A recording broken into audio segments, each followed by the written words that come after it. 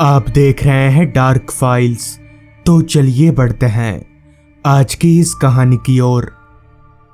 एक रोज मैं और मेरा दोस्त रमन, हम दोनों शाम को रास्ते पर टहल रहे थे।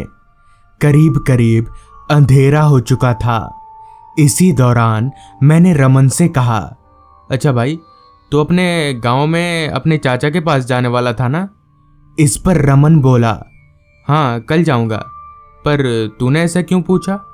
इस पर मैंने बोला, नहीं वो तेरे साथ मैं भी जाता, कभी जमींदार लोगों का घर देखा नहीं है ना, इसलिए। दरअसल रमन के चाचा एक गांव के जमींदार हैं और गांव में उनका बहुत बड़ा घर है। खैर मेरी बात सुनकर रमन बोला, हाँ तो चल मेरे साथ, तू जाएगा तो और भी मजा आएगा। जिसके बाद ये तय हुआ कि हम लोग कल ही रमन के गांव जाने के लिए बस पकड़ेंगे। अगली सुबह हम दोनों ने रमन के गांव जाने के लिए बस पकड़ ली। चूंकि रमन का गांव शहर से काफ़ी दूर था, तो जाहिर सी बात है वहां पहुंचने में फिलहाल वक्त लगने वाला था।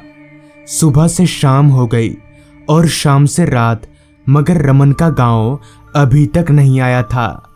आखिरकार इंतज़ार की घड़ी खत्म हुई और रात के 8:45 बजे तक हम लोग बस से उतर गए। मगर जिस जगह पर हम लोग बस से उतरे थे वो जगह बस स्टॉप कम जंगल ज़्यादा लग रहा था। एक दो रिक्शा वालों के अलावा दूर दूर तक कोई इंसान नज़र नहीं आ रहा था। जिस पर मैंने रमन से पूछा, अब यहाँ से कहाँ जाना है? तो रमन बोला, यहाँ से रिक्शा पकड़ के घर, और कहाँ? फिर हमने वहाँ से एक रिक्शा किया और रमन के चाचा के घर की ओर निकल पड़े। जैसा मैंने सोचा था, रास्ता उससे भी कई गुना ज़्यादा सुनसान था। एक आदमी तो दूर, कोई परिंदा तलक भी रास्ते पर पर नहीं मार रहा था। जैसे किसी ने पूरे माहौल को खामोशी की चादर से ढक दिया हो। रास्ते का ऐसा हाल देखकर मैंने रमन से कहा, यार यहाँ ऐसा क्यों है?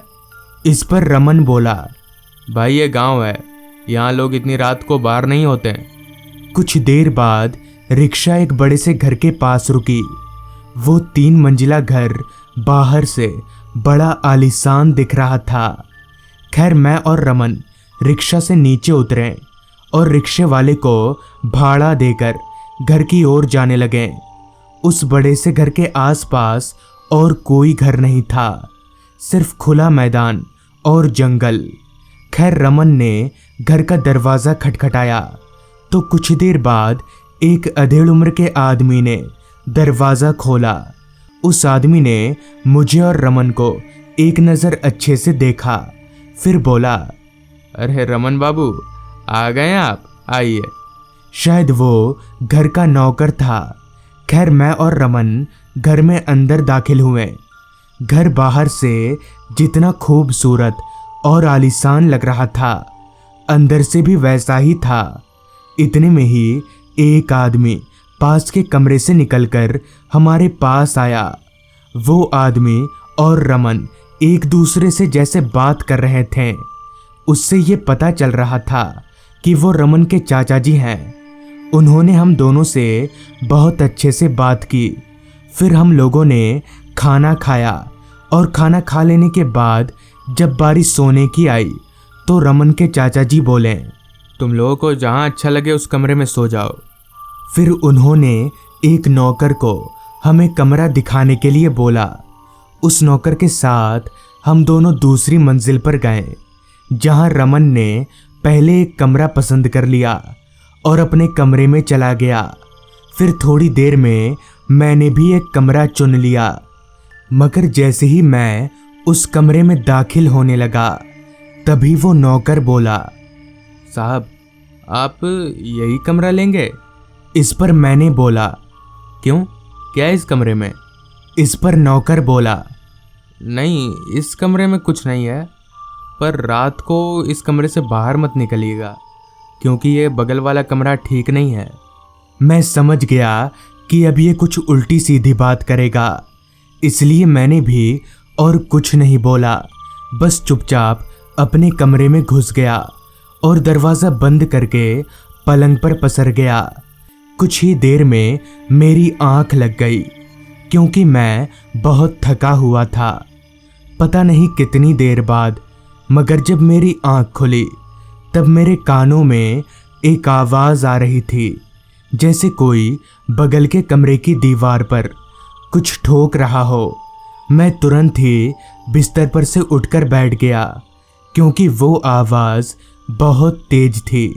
समझ नहीं आ रहा था आखिर ये आवाज़ है किस चीज़ की, जबकि नौकर ने तो साफ कहा था कि बगल वाले कमरे में कोई नहीं रहता। मैं बिस्तर पर से उठा और कमरे का दरवाज़ा खोलकर बाहर निकला। बाहर पूरे कॉरिडोर में कोई नहीं था। खैर, मैं बगल वाले कमरे के दरवाजे पर गया तो मेरा अंदाज़ा एकदम सही निकला। वो आवाज़ उसी बंद कमरे में से आ रही थी। लेकिन इस बंद कमरे में कौन होगा, यही जानने के लिए मैंने उस दरवाजे में एक छोटे से छेद से अंदर झांका। हालांकि अंदर कोई लाइट नहीं जल रही थी, मगर फिर भी थोड़ी सी रोशनी उस कमरे में थी। उस हल्की सी लाइट में ही मुझे जो दिखा, वो देखकर मेरी सिट्टी बिट्टी गुल हो गई। दरअसल उस कमरे के अंदर एक लड़की थी। वो लड़की कमरे की दीवार पर जोर जोर से अपना पैर बजाते हुए चले जा रही थी। उसकी शक्ल इतनी ज़्यादा डरावनी थी कि मेरे शरीर में सिहरन सी दौड़ गई। मुझे समझ नहीं आ रहा था कि आखिर कोई लड़की दीवार पर कैसे चल सकती है। अभी मैं उस लड़की को देख ही रहा था, इतने में ही किसी ने पीछे से मेरे कंधे पर हाथ रखा। मैं हड़बड़ाते हुए पीछे मुड़ा तो पाया कि वही नौकर खड़ा है जो मुझे यहाँ तक लेकर आया था। फिर वो नौकर मुझे वहाँ से दूर ले गया और बोला, साहब, आपको कहा था ना बाहर मत निकलिएगा। दरअसल उस लड़की ने उसी कमरे में आत्महत्या कर ली थी। वो यहाँ काम करती थी, मगर पता नहीं क्यों 2 महीना पहले उसने इसी कमरे में फांसी लगा ली थी। तब से उसकी आत्मा उसी कमरे में भटकती रहती है। ये सब सुनकर मैं बहुत डर गया और जल्द से जल्द रमन के साथ वापस लौट गया। तो दोस्तों, ये थी आज की कहानी। अगर आपको ये कहानी ज़रा भी अच्छी लगी हो तो चैनल को ज़रूर सब्सक्राइब कर लें। तो मैं आपका दोस्त आर्यन जल्द ही मिलूँगा आपसे ऐसी ही एक कहानी के साथ।